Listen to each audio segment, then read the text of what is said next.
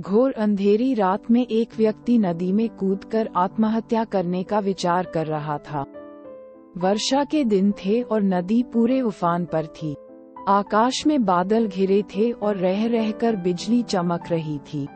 वो शख्स काफी धनी व्यक्ति था, लेकिन अचानक हुए घाटे से उसकी सारी संपत्ति चली गई थी। उसके भाग्य का सूरज डूब गया था। चारों ओर निराशा ही निराशा थी और भविष्य नजर नहीं आ रहा था। उसे कुछ सूझ नहीं रहा था कि क्या करे। तो उसने स्वयं को समाप्त करने का विचार कर लिया और नदी में कूदने के लिए जैसे ही चट्टान के छोर पर खड़ा होकर वह अंतिम बार ईश्वर का स्मरण करने लगा, तभी दो बुजुर्ग परंतु मजबूत बाहों ने उसे रोक लिया।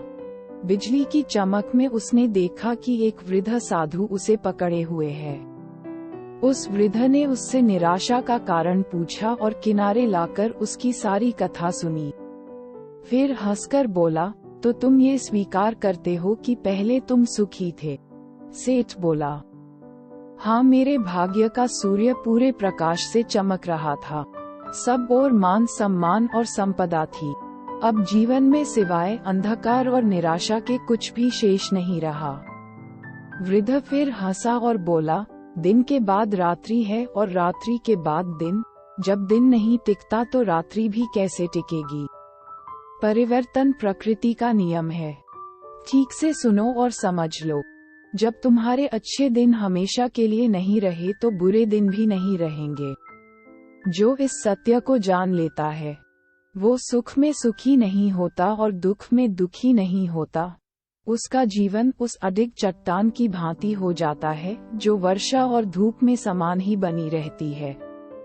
सुख और दुख को जो संभाव से ले, समझ लो कि उसने स्वयं को जान लिया। सुख दुख तो आते जाते रहते हैं, यही प्रकृति की गति है। सोचो, यदि किसी ने जीवन में एक जैसा ही भाव देखा, हमेशा सुख का ही, जिस चीज की आवश्यकता हुई उससे पहले वो मिल गई, तो क्या वो कुछ उपहार पाने की खुशी का अनुभव कर सकता है? दुख न आए तो सुख का स्वाद क्या होता है, ये कोई कैसे जाने? इसलिए जीवन में सुख और दुख दोनों जरूरी हैं। जो इस शाश्वत नियम को जान लेता है उसका जीवन बंधनों से मुक्त हो जाता है। तो कैसी लगी आपको ये छोटी सी कहानी? हमें कमेंट करें और कहानी को शेयर जरूर करें। धन्यवाद।